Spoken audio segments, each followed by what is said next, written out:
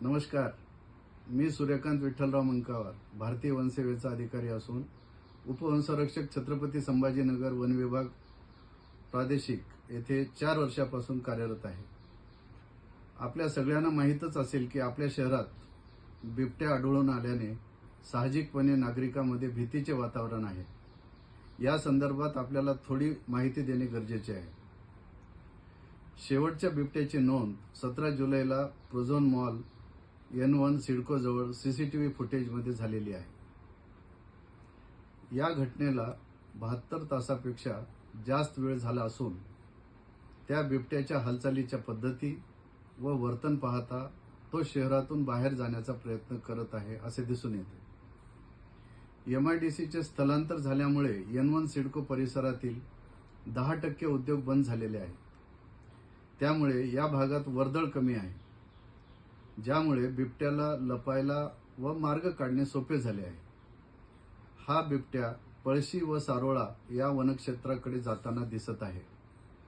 जवळपास 3 दिवस झाले आहेत. बिबट्या वनक्षेत्राच्या दिशेने गेले असल्याची खूप दाट शक्यता आहे, परंतु आपल्याला खबरदारी घेणे गरजेचे आहे. या शोध मोहिमेत वन विभाग, आर्मीचे eco battalion task force, police विभाग आणि महसूल विभाग तसेच नाशिकच्या रेस्क्यू टीमचा समावेश असून एकूण 60 पेक्षा अधिक लोकांची 15 पथके 5 दिवसापासून बिबट्याचा माग काढत आहेत. तरी सर्वांना माझे आवाहन आहे की कृपया सतर्क रहा. एकटे मुलांना बाहेर सोडू नका. सकाळी संध्याकाळी अंधार झाल्यानंतर लहान मुलांना बाहेर जाण्यासाठी मज्जाव करा. आपल्याला बिबट्याबद्दल माहिती मिळाल्यास, बिबट्या दिसल्यास त्याला त्रास देऊ नका. त्वरित वन विभाग, स्थानिक पोलिसांना कळवा.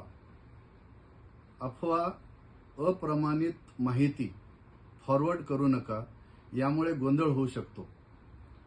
सोशल मीडियावर खोटी माहिती पसरवल्यास IPC अंतर्गत कायदेशीर कारवाई होऊ शकते.